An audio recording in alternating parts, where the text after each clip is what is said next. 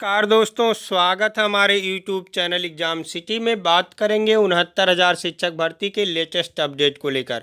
तो इससे पहले अभी तक हमारे यूट्यूब चैनल एग्जाम सिटी को आप लोग सब्सक्राइब नहीं किए हैं तो प्लीज़ सब्सक्राइब कर लीजिए, साथ में बेल आइकन प्रेस कर लीजिए ताकि लेटेस्ट वीडियो का नोटिफिकेशन आप सबको मिलता रहे। दोस्तों, 69,000 शिक्षक भर्ती का भविष्य क्या होगा?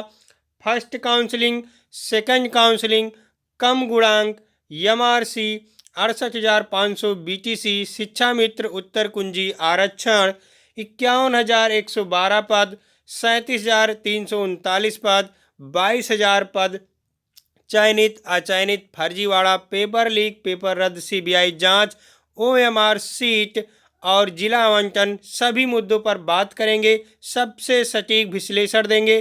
तो इससे पहले आप वीडियो को लाइक और शेयर जरूर कीजिए। तो आइए दोस्तों, वीडियो शुरू करते हैं। दोस्तों, 69,000 शिक्षक भर्ती का भविष्य क्या होगा, ये कहना काफ़ी मुश्किल है, क्योंकि सीएम योगी आदित्यनाथ ये तो ज़रूर कहते हैं कि हम भर्ती जल्द करना चाहते हैं, लेकिन ऐसा प्रयास उनके द्वारा देखने के लिए नहीं मिलता।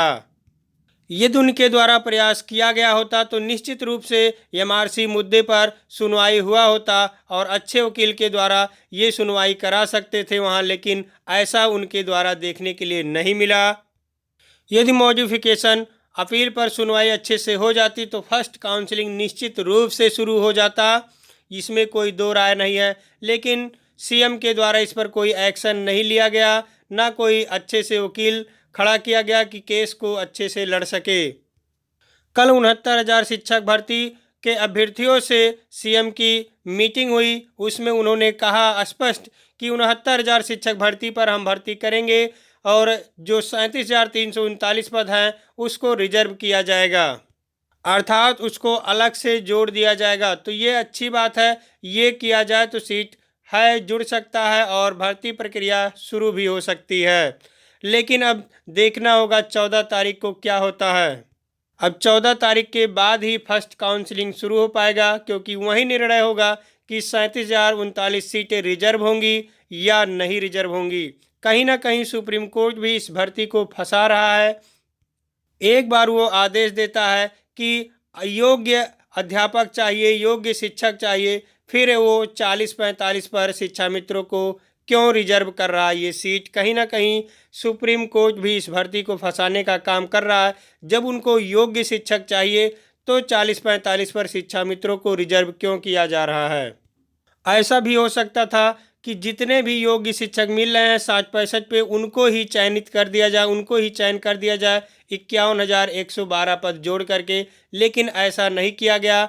अगर जो सुप्रीम कोर्ट चाहे तो 51,112 पद जोड़ सकती है, साथ में शिक्षा मित्रों को रिजर्व भी करवा सकती है। तो सुप्रीम कोर्ट चाहे तो ऐसा हो सकता है, लेकिन सुप्रीम कोर्ट जब चाहे तब, लेकिन सुप्रीम कोर्ट तो ऐसे बझाकर देते हैं आदेश कि उसमें कोई समझ ही नहीं पाता क्या होगा, क्योंकि 72,000 जो वैकेंसी आई थी उसमें भी उन्होंने बझा कर काम किया था। ऐसा अभी भी उसके अभ्यर्थी लटके हुए हैं, अभी भी नौकरी के तलाश में झेल रहे हैं। 37,000 पैसा फूंक करके भी अभी भी बेरोजगार बने हुए हैं। मुख्यमंत्री जी से भी मांग की जा रही कि 51,000 सीटें जोड़ दिया जाए। यदि 51,000 सीटें ना जोड़ा जाए तो 37,339 पद जोड़ करके और भर्ती प्रक्रिया प्रारंभ कराई जा सकती है। साथ में एक काम और किया जा सकता है, यदि 22,000 जो 68,500 की सीट बची हुई है उसको यदि भर दिया जाए तो इस भर्ती में काफ़ी राहत देखने के लिए मिलेगा। और यदि 68,500 बीटीसी को इसमें ना आने दिया जाए तो भी कम गुणांक वालों को फ़ायदा होगा। और यदि एलटी ग्रेड के छात्रों को जल्द ही नियुक्ति मिल जाता है, सब कुछ उनका हो चुका है, सत्यापन वगैरह, नियुक्ति पत्र देना बाकी है, यदि नियुक्ति पत्र उनको मिल जाता, लगभग 7,000 अभ्यर्थी हैं और वो इसमें भी चयनित हैं, तो लगभग निश्चित रूप से 6,000 तो इसमें से बाहर ही होंगे और वो सीटें बच जाएंगी। 68,500 के बीटीसी शिक्षा मित्र मिला करके कुल यहाँ इस भर्ती में 69,000 शिक्षक भर्ती में कुल लगभग 15,000 के आसपास लोग हैं। यदि मान्य ही होता है तो भी यदि वो अपना ज़िला ही पाएंगे तभी वो इस भर्ती में आएंगे, नहीं तो वैसे भी इस भर्ती में वो बाहर होंगे। और एनओसी ना मान्य किया जाए तब तो बहुत फ़ायदा होगा। दूसरे काउंसलिंग के लिए, कम गुणांक वालों के लिए बहुत ही राहत की खबर होगी और जितने भी फर्जीवाड़ा हैं वो भी निकल जाएंगे। तो लगभग 20 से 22,000 सीटें इस 69,000 शिक्षक भर्ती में देखने के लिए मिलेंगी खाली, और उस पर दूसरी काउंसलिंग हो सकती है और कम गुणांक वालों को राहत मिल सकता है।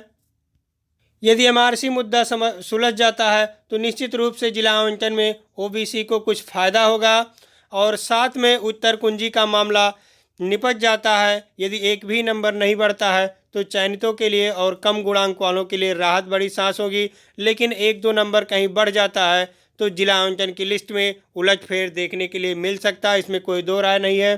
साथ में जो आरक्षण चल रहा है, 36 आरक्षण पर भी कोर्ट में गए हुए हैं। 10% आरक्षण जो सामान्य वर्ग के लिए है और महिला आरक्षण के लिए वो भी सुप्रीम कोर्ट में चल रहा है मामला।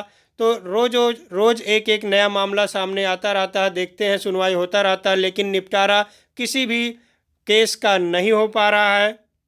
लेकिन ये सब केस चलते रहेंगे और भर्ती प्रक्रिया चलती रहेगी। सबसे बड़ा मुद्दा है कि भर्ती प्रक्रिया कैसे शुरू हो। तो यदि सीएम योगी आदित्यनाथ चाहें तो ये भर्ती प्रक्रिया शुरू हो सकती है। 37,339 पद रिजर्व कर दिया जाए, यानी उसको इसमें ऐड कर दिया जाए तो ये भर्ती प्रक्रिया शुरू होगी, इसमें कोई दो राय नहीं है।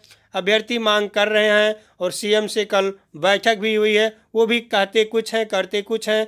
यदि कर दें, जैसे कह रहे हैं वैसे कर दिया जाए, तब तो बहुत जल्द ही भर्ती प्रक्रिया शुरू हो जाएगी। लेकिन ऐसा नहीं हो सकता, क्योंकि वो ऐसा करेंगे ही नहीं, कहेंगे कुछ और करेंगे कुछ और। वो तो ये भी कहे थे कि एक हफ्ते में भर्ती प्रक्रिया पूरी हो जाए, लेकिन उनको पता नहीं कि एक हफ्ता कितने दिन का होता है। जितने भी चयनित हैं वो तो निश्चिंत रहें, क्योंकि चयनितों को अब बाहर नहीं किया जा सकता, ना कोई कर पाएगा, क्योंकि सीएम योगी आदित्यनाथ साफ कह चुके हैं कि 69,000 शिक्षक भर्ती पर हम उसको नहीं घटाएंगे, यानी उतना ही रहेगा। सीट अलग से जोड़ सकते हैं शिक्षा मित्रों के लिए। तो चयनितों के लिए राहत बड़ी सांस है। साथ में जो अचयनित है, कम गुणांक वाले हैं, वो भी परेशान ना हो, क्योंकि फर्जीवाड़ा पेपर लीक जो हुआ है उसमें से बाहर होंगे।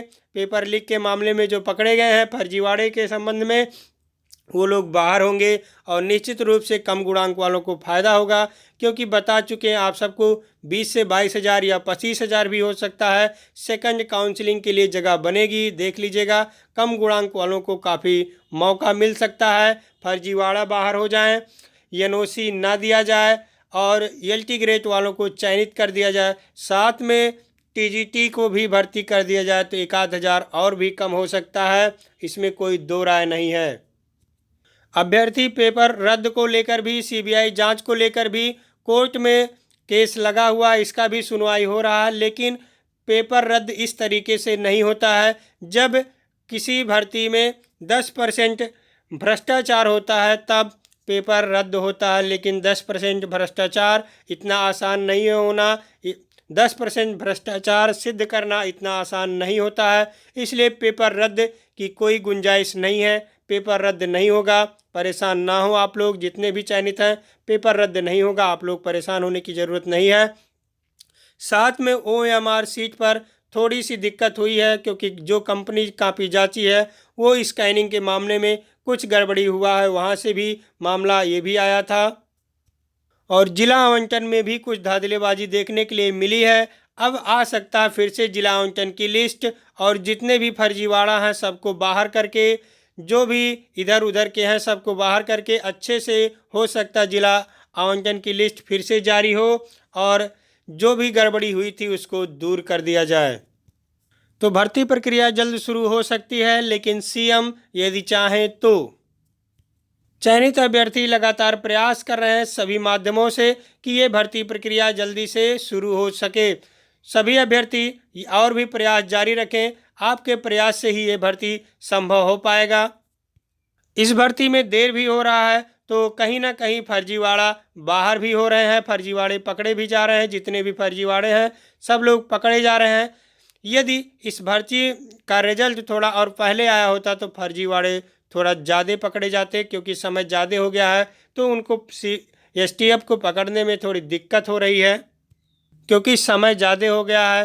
लगभग 1.5 से 2 साल बीत गया है तो उनको पकड़ने में कुछ दिक्कत तो ज़रूर होगा, लेकिन फिलहाल अभ्यर्थी मदद कर रहे हैं एसटीएफ का। जल्द ही फर्जीवाड़े सामने आएंगे और वो पकड़े जाएंगे और उस जिला आवंटन की सीट से, जिला आवंटन की लिस्ट से वो ज़रूर बाहर होंगे।